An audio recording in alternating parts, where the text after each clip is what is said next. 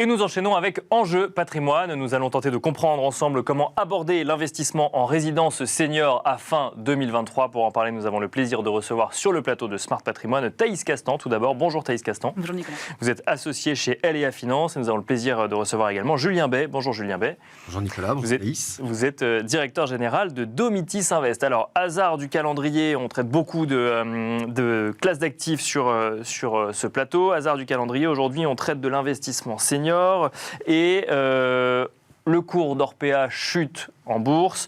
Un nouveau scandale émerge cette fois-ci sur Emera, donc des acteurs privés dans les EHPAD. Alors il faut bien rappeler aux gens qui nous écoutent que EHPAD et résidences seniors sont deux choses différentes. Pour autant, certains peuvent quand même faire le lien ou en tout cas confondre les deux. J'ai envie de vous poser la question. Qui veut répondre à cette première question? Je sens que personne. Non.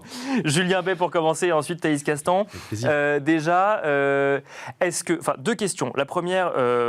Est-ce qu'il y a un lien entre résidence senior et EHPAD? Et deuxièmement, je veux dire d'un point de vue performance, est-ce que les scandales qui ont touché les EHPAD peuvent avoir un impact sur les résidences seniors? Et quelle est la différence entre EHPAD et résidence senior? Alors, je vais commencer déjà par préciser la différence qu'il y a entre un EHPAD et une résidence senior. Un EHPAD, comme vous venez de le dire, est un établissement médicalisé Bien sûr. Qui prend en charge du coup la dépendance des personnes âgées. La résidence service senior, par opposition, n'est pas une structure médicalisée et va permettre justement le maintien à domicile du senior pour continuer à bien vieillir. Aujourd'hui, force est de constater qu'il y a une conséquence un peu indirecte à un petit peu tout ce qui se passe autour des EHPAD, c'est qu'on a des seniors qui évidemment avancent en âge aussi dans les résidences services. Bien sûr. On n'a pas trouvé la recette de la jouvence éternelle dans les résidences seniors. Pas encore. Et malgré tout, du coup, on a de plus en plus de seniors qui, lorsqu'ils avancent vers un stade de dépendance, essayent quand même de rester en résidence senior. Parce que justement, des idées reçues et pas forcément envie d'aller dans un EHPAD avec tout ce qui peut se passer dans les médias autour de ce sujet-là. D'accord, donc l'impact, on le voit à ce niveau-là de j'ai pas envie de passer à l'étape d'après qu'est l'EHPAD. Voilà. D'accord. Et ce qui n'est pas forcément une bonne chose, puisqu'on a tendance, avec tous ces sujets-là, à vouloir opposer EHPAD et résidence senior. La résidence senior, pardon, n'est pas médicalisée. La résidence senior n'est pas médicalisée. D'accord. Et du coup, c'est pour ça qu'il faut bien préciser et répéter qu'en fait, il n'y a pas lieu d'opposer résidence senior et EHPAD. Ce sont deux étapes absolument complémentaires et qui doivent être justement bien mises en place pour pouvoir permettre le parcours résidentiel de la personne âgée en fonction de ses besoins, mais aussi en fonction de l'évolution de son état de santé.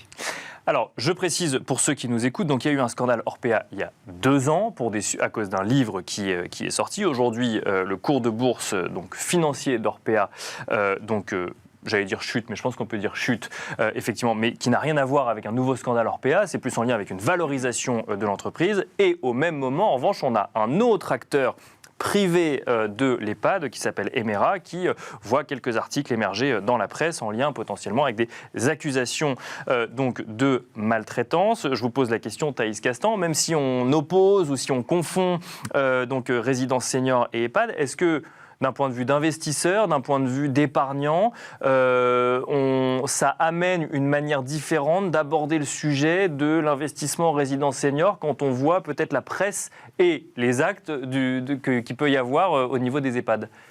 De certains EHPAD dans le secteur privé, je précise, pardon.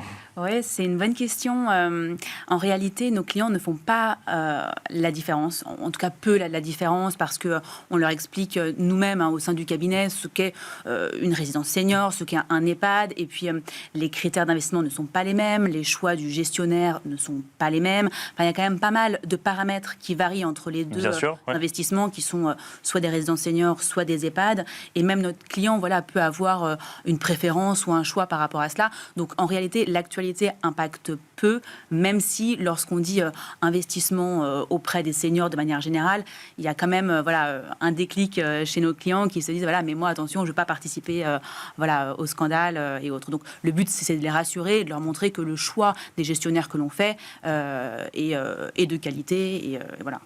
Si on parle maintenant d'investissement en résidence senior, qui est le sujet de cette émission, on parle donc, Julien Bay, d'investissement dans des structures qui accueillent des seniors qui ne sont pas médicalisés, donc normalement qui sont un peu plus jeunes. Et là, pour le coup, on investit dans quoi concrètement ? C'est l'une des grandes différences qu'il y a également entre l'EHPAD et la résidence senior. Dans une résidence senior, on parle de véritable logement, puisque les résidents vont établir leur résidence principale dans la résidence. Bien sûr. Donc principalement des appartements type 2 qui, selon les opérateurs, vont faire entre 40 et 45 mètres carrés.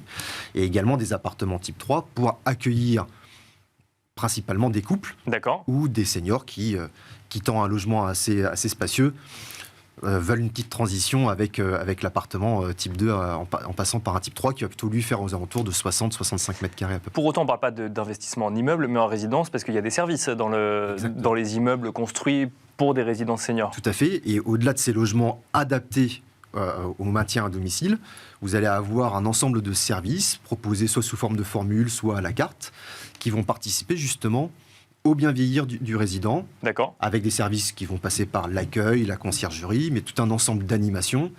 Un élément de service très important et très recherché qui est la restauration, qui est un élément fondamental du bien vieillir. Et on va avoir aussi tout un ensemble dédié au bien-être, avec des services plus ou moins étoffés selon les opérateurs, en fonction aussi du positionnement qu'il y a sur le sujet, quoi. Mais je rebondis parce que c'est un des choix de sélection des résidences et donc des partenaires avec lesquels on travaille, à savoir est-ce que la résidence est placée dans un centre-ville dynamique, parce que l'investissement résidence senior est un investissement locatif à proprement parler. C'est la question que j'allais vous poser, c'est en fait est-ce qu'on l'aborde comme un investissement immobilier classique ? Absolument, parce qu'en fait, contrairement aux EHPAD, justement, on va avoir des résidences qui vont être localisées dans des centres-villes plutôt dynamiques, avec des prestations de services à côté. Donc on peut avoir effectivement des services liés à la santé, type laboratoire et autres, mais aussi des restaurants, des boutiques, parce que ces personnes-là continuent à vivre, à sortir, même si elles souhaitent vivre ensemble. C'est un investissement qui est intéressant sur le plan de la localisation, parce que ça évolue au même rythme qu'un appartement qui serait logé en centre-ville, par exemple. Alors, autre question, vous allez me dire que je cherche systématiquement la petite bête, c'est pas forcément l'idée, mais quand on voit que l'investissement immobilier, lui, pour le coup, peut être freiné, voire être à la peine aujourd'hui en lien avec la hausse des taux et le coût du financement, est-ce que les investissements en résidence senior, qui sont de l'investissement locatif par essence, parce qu'on n'achète pas pour y vivre, enfin peut-être que si, vous allez nous le dire, Julien Bay, mais est-ce que là, pour le coup, on constate plus de difficultés à aller sur ce type d'investissement aujourd'hui ? Alors, de manière générale, oui, le contexte aujourd'hui est lié au taux d'intérêt et complexifie l'accès à l'immobilier, ça c'est certain pour nos clients. Au global. Après, il y a différents moyens d'investissement, parce qu'il faut rappeler que l'investissement immobilier locatif, c'est un outil primordial de création de patrimoine et de création de rente également pour soi, pour la retraite. Donc, c'est vrai que des personnes aujourd'hui peuvent investir en cash, parce qu'on en parlait avec Julien tout à l'heure, et puis peuvent également investir via le crédit, mais aujourd'hui, ça se complexifie, c'est vrai. On attend, les investisseurs sont attentistes par rapport à... Donc ça veut dire que l'investissement résidence senior s'adresse à ceux qui ont du cash globalement et qui cherchent à diversifier un patrimoine dont ils possèdent déjà les fonds. C'est ça, Thaïs Castan et ensuite Julien Bay. Aujourd'hui, oui, plus de souscriptions en cash, mais c'est lié au contexte, parce que le crédit s'y prête totalement également. Et puis aussi, pour sécuriser un patrimoine, diversifier ses actifs en immobilier ou autre, c'est un outil intéressant. Julien Bay, face au contexte actuel de hausse des taux, alors c'est vrai qu'on a connu une hausse des taux rapide sur la dernière année, ça devrait se stabiliser sur l'année qui vient. Plusieurs experts du marché immobilier espèrent d'ailleurs globalement que ça va peut-être détendre un petit peu ce marché immobilier. Comment est-ce que l'investissement résidence senior traverse cette période ? Comme le disait Thaïs, notamment sur le premier semestre de l'année, avec l'augmentation brutale des taux, et finalement l'inertie propre au recalibrage des programmes immobiliers, on a eu un certain nombre de clients qui se sont trouvés confrontés à un effort d'épargne trop important par rapport à ce qu'ils envisageaient dans leur stratégie patrimoniale. Les choses se sont un peu détendues, on va dire, à l'horizon de l'été, par le travail des opérateurs immobiliers, mais aussi par un certain nombre de signes de détente qu'on commence à observer depuis le mois de septembre-octobre sur le marché du crédit. Ce qui ressort aussi beaucoup de cette période, ce sont tout ce qu'on va appeler les critères extra-financiers, puisqu'on parle évidemment d'effet de levier du crédit, on parle de rentabilité, mais l'épargnant en particulier cherche aussi à, quelque part, sécuriser sa stratégie patrimoniale. Donc quand on parle de résidence senior, on parle de pérennité, on parle de gestion locative complètement déléguée à l'exploitant qui gère la résidence. On parle aussi d'investissements qui sont en ligne avec la tendance éco-responsable qui est de plus en plus prégnante dans les critères et de prise de décision des épargnants. Et surtout, je crois qu'il y a deux phénomènes hyper importants à mettre en avant. C'est la simplicité de gestion Les épargnants veulent investir, mais n'ont pas envie de se rajouter de charges dans la gestion de leur patrimoine. Donc là, avec un exploitant qui, en gros, s'occupe de tout, ça répond à pas mal de critères. Et je crois aussi qu'il est important de mettre en avant le fait que les épargnants sont sensibles au fait que leur investissement ne va pas leur créer de fiscalité supplémentaire, notamment avec le mécanisme de loueurs en meublé non professionnels. On a une idée de chiffres ou de proportions par rapport à la demande, alors pas la demande d'investisseurs, mais la demande de locataires potentiels sur des investisseurs seniors, sur le marché aujourd'hui de l'investissement en résidence senior? Alors, ça, c'est vraiment le point fondamental qui passe un peu en second rang avec l'actualité immobilière, mais c'est un fondamental à mettre en avant. Depuis 2020, on est dans le pic d'augmentation du vieillissement de la population en France. D'accord. Ouais. C'est-à-dire que jusqu'en 2020, on avait une augmentation du vieillissement liée à l'allongement de l'espérance de vie. Depuis 2020, on voit arriver à l'âge de plus de 75 ans les fameuses générations nées dans le baby-boom. Donc les besoins sont exponentiels et l'offre en face, elle augmente, mais très peu. Et vous avez certainement vu passer en début d'année un rapport du Haut Commissariat au Plan qui s'empare un peu du sujet de l'adaptation du vieillissement, de la société au vieillissement de la population, et qui estimait qu'entre 2020 et 2050, il fallait produire 300 000 nouveaux logements non médicalisés pour répondre à ces besoins, avec un pic avant 2030. Thaïs Castan, alors peut-être question, j'aime bien parler de couple rendement-risque aussi, il y a un moment quand même quand on parle d'investissement, quand on voit qu'il y a une telle demande sur des sujets de logement senior, est-ce que l'investissement, quel est le niveau de risque qu'on met sur un investissement en résidence senior? Alors effectivement, il faut passer par les bons opérateurs, il faut avoir les bonnes localisations, il est peut-être là le sujet, mais... C'est ce que j'allais vous dire, quand on parle d'investissement immobilier, il y a quand même plusieurs critères à respecter pour faire un investissement de qualité. Alors à savoir déjà l'emplacement. L'emplacement en immobilier, on le sait, c'est le secret d'un investissement pérenne.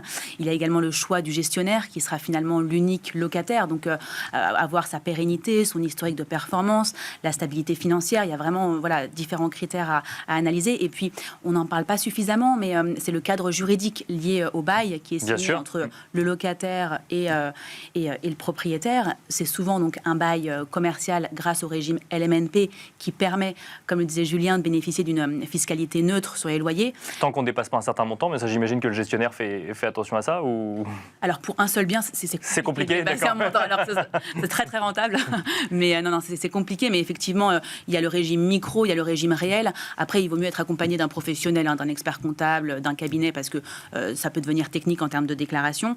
Mais globalement, oui, il y a quand même différents critères à respecter pour faire un investissement de qualité. Et je ne pense pas que toutes les résidences seniors en France, malgré la demande, soient pertinentes. Donc, le choix du gestionnaire, de la localisation et du cadre juridique est primordial. Merci beaucoup Thaïs Castan, associé chez LEA Finance. Merci Julien Bay, directeur général de Domitis Invest. Merci à vous de nous avoir suivis. On se retrouve tout de suite dans l'œil du CGP.